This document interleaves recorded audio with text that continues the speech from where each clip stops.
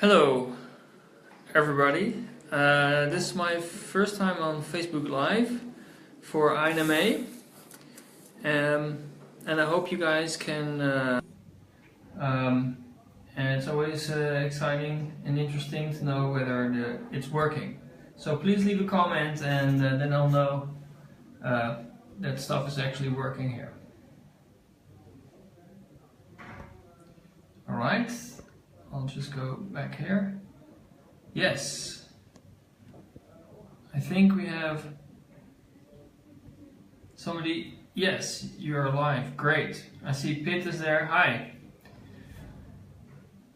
Well, I'm here at NRC right now. I'm in the newsroom. I'll just show you guys around and then start pretty quickly to tell you about what we've been doing here and how we've been going from decline to growth, really. So this is NRC, we're in Amsterdam, as you can see. Here are the journalists at work. They're discussing tomorrow's paper.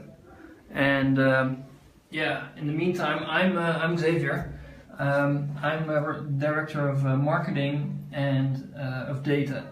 So what I'm going to talk about today is a little bit on how KPIs can actually change your culture. And let me start by saying what our KPIs used to be. So what we used to have is we used to work on circulation. That was what we really were looking at every day. How much paper is leaving our factory, so the official audit bureau standards. And quite honestly, I did it myself. I put a note on the wall of my own apartment, and it says +1. And +1 meant we have to grow with 1 in a declining market, then we'll be like the greatest kings alive. That's what we thought. But what we didn't realize is that actually that KPI of circulation was really hurting our business. And that is strange, right? We've been around for 187 years, and how can circulation, when you're focused on getting that up, how can you actually do something bad for a business? Well, let me give you a couple of examples. The first one is that for sales, we used to give more reward, more bonus for people who sold 6 days newspaper. Why? That was great for the KPI of the audit bureau, because if you sell a Saturday paper, it counts for 1/6 instead of 6, or instead of 1. I'm sorry, which is for 6 days. So we used to say to the guys selling it, okay, guys, you get more money because you are pushing our KPI. But what happened is that we found out that they were pushing so hard that it was actually very bad for our circulation and for retention.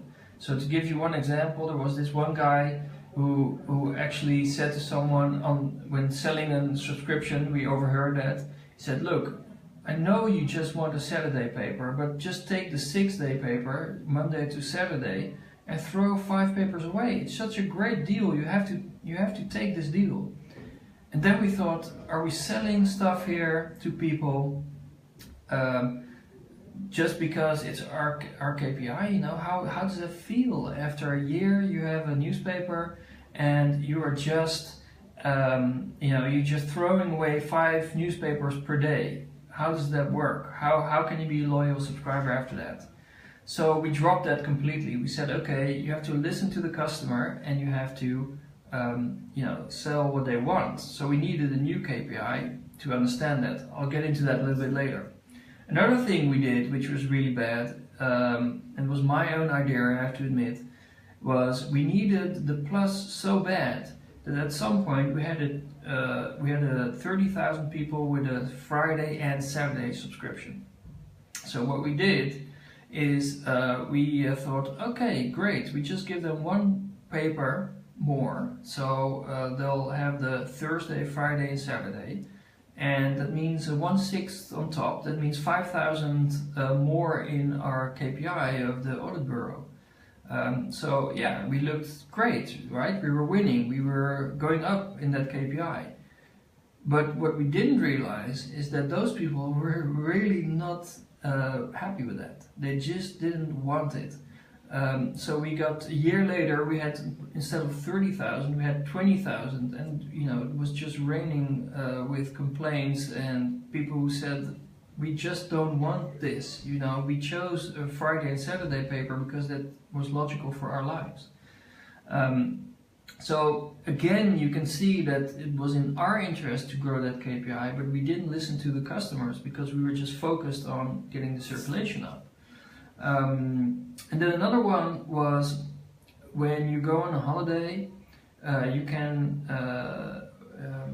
can use our service that we don't deliver the newspaper for a couple of weeks or however long you're away. And that meant that our KPI went down, that the audit bureau says, okay, no paper out of the factory, so it means that although it's an active subscriber, we're not going to count them. So of course we didn't like that, because we wanted the KPI to go up. So what did we do? Well, we introduced €10 administration cost. That will teach them, that will keep them away from actually going on a holiday and having the paper not delivered at home. So we were actually pushing paper through the door there when these people were not at home, and we thought we were doing the right thing. And it turned out that was really one of the worst things we could do, because when we started to ask our reps at customer service, like, what's the first thing we need to change here? And they all said that's the €10 administrative fee for people going on a holiday, because it just doesn't make sense. You pay a lot of money to be a subscriber for us. It just doesn't feel right to kind of put a fine on that. So we stopped that. And then the question is, how did we escape from this tyranny almost of the circulation, the audit bureau standard? And we started to get together in a room just like this one, and what we said is we need to find something which is actually more valuable, which really drives our business. So what we came up with is something we call core relationships. And a core relationship, first of all, everybody counts as one. So, if you're a paying subscriber, Saturday, 6-day paper, 2 days, digital, it really doesn't matter. We just count everybody as one, and that really liberated us from actually caring more for people who got a 6-day subscription than for people who have a 1-day subscription, which was really bad because we need to care for all our customers. And also it made us, it kind of enabled us to say to the salespersons, okay, doesn't matter, we're going to reward you the same for everybody. Just listen to the customer, what fits into their lives. What if you have small kids and you're working, maybe you don't need 6 sheets or big sheets of paper every day. Maybe Saturday is fine for you. So that meant that sales went really up because they were listening to the customer, and they were selling according to their needs, basically. Another thing is we said we only count subscriptions that drive real value. So what we did, we looked at the price that was paid, we deduced the printing cost and the distribution cost, and then and also the acquisition cost and marketing, and then we kind of guessed, okay, if we really if we know the real cost of everybody here, then which subscription makes sense and which doesn't, because if we're just pushing on subscriptions that have a negative value, which was actually the case we saw, then what are we doing as marketeers? We're just getting people to in the wrong subscriptions. So in our case, we could see in the data that in our case the trial subscriptions were quite bad. They had a negative margin. So imagine that my team was working over half of their time on trial subscriptions, and that was really incredible because we did about 200,000 per year, and they all had a negative margin of minus €11. So we were just really doing the bad thing, but it was helping the KPI of the audit bureau. We saw that one go up with the trial subscriptions, but they were actually costing money. So you're not doing smart things anymore. You're not thinking, okay, how are we really adding value and really making money to, enable the journalism we want to make. What was happening is that we were actually just pushing the audit bureau standard with those trials. So then once we had the new KPI, which said everybody counts as one, you only count if you have a positive value, all the trials, they dropped out, and all the Saturday subscriptions, they came in as valuable as the others. So then we had a much better view, if you will, on what was driving our business, and then we started to change our processes. So one of the things we started to do, as I explained earlier, was we started to change the bonus structure of the people selling. So they would get the same amount of money for every subscription. Another thing is we just dropped entirely our trials. For the past 2 years we haven't had one trial subscription anymore. And what's really interesting, and we're, I have to be honest, quite amazed, is that our new KPIs, they went up.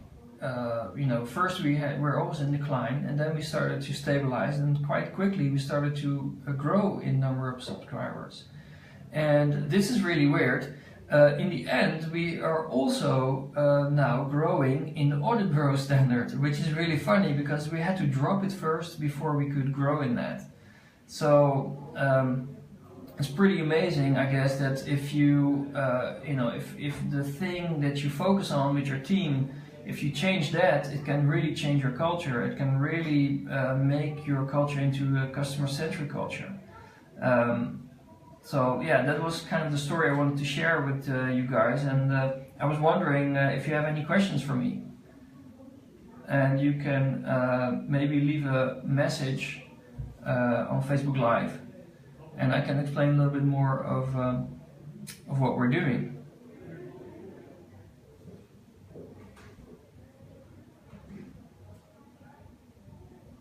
I'm not getting any questions yet.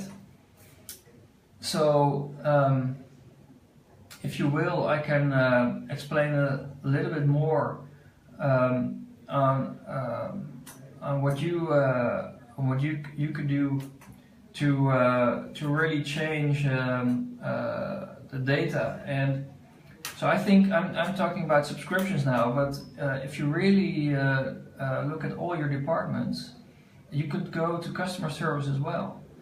And one question we had is, when are we happy at customer service?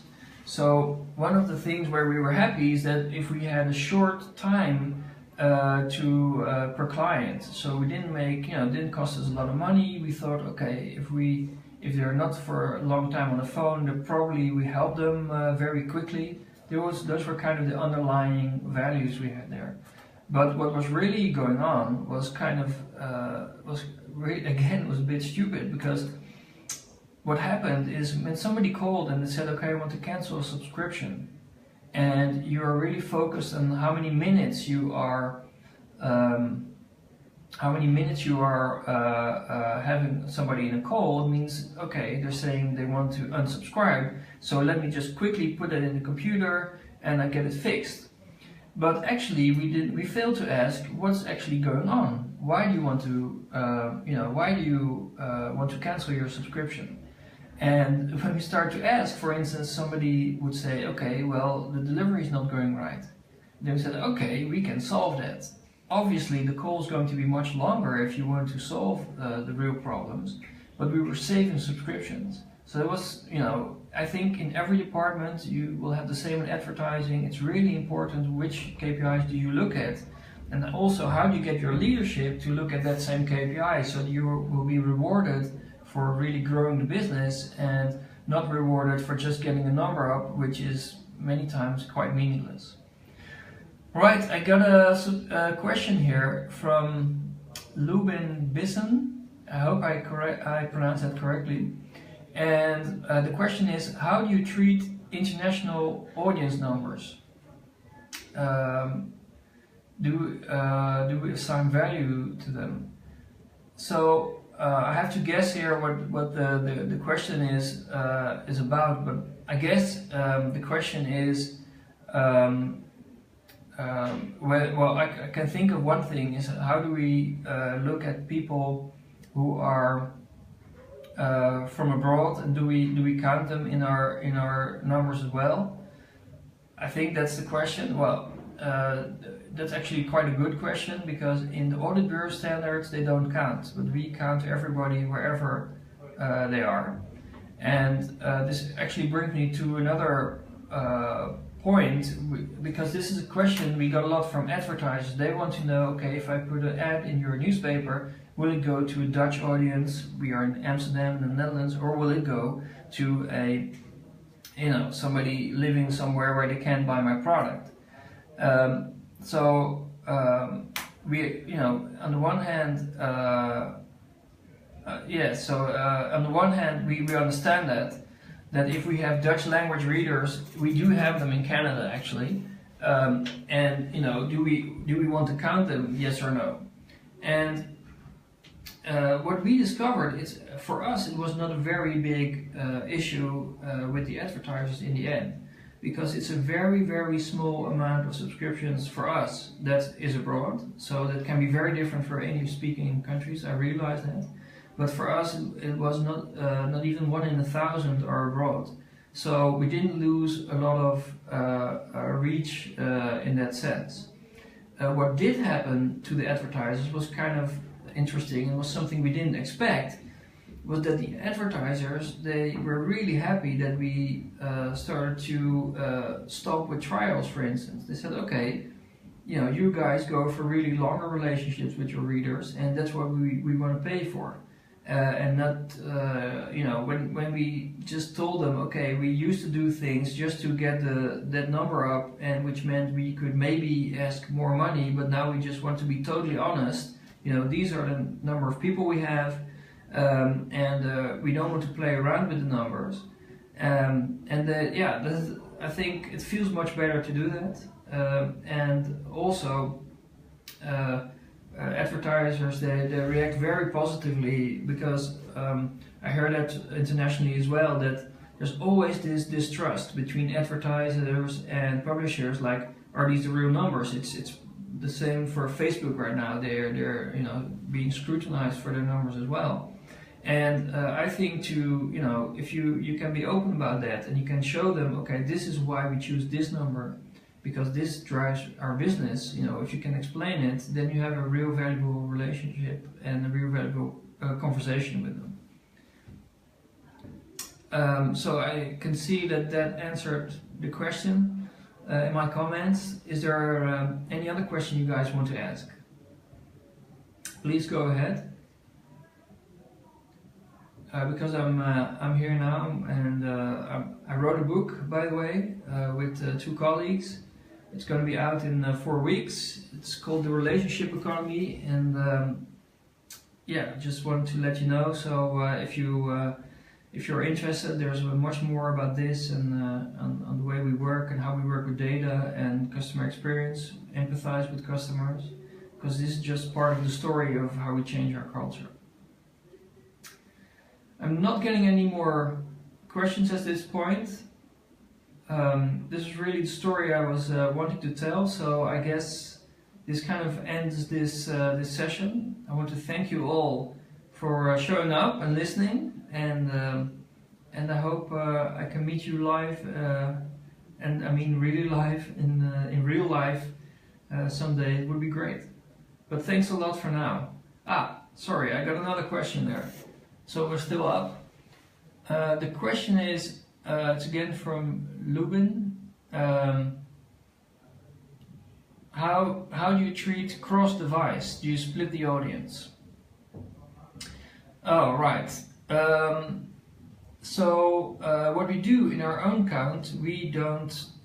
You can only count as one. So if you have different, if you're subscribed to digital as well as paper or whatever, we just say, okay, it's one household, so you count as one. Of course, we look at the value of each subscriber, and when it comes to how we are presented to advertisers, we look at reach more than how many paying customers do we have. So and the reach is divided cross device, so you have paper and you have different online devices. But when it comes to counting the number of paying customers, paying relationships, yeah, we do split it. But we prefer to look at the total, because if you just check on how many digital did we grow or how much paper did we grow, then that's fine, and you need to follow that and do your forecast. But we don't want to emphasize that too much, because if we look at what we want to do, then we're not not reaching out to our customers and what they want. I hope that answers your question. And yeah, if there are not any other questions, I think we'll end this session. And thank you again, and bye bye from Amsterdam.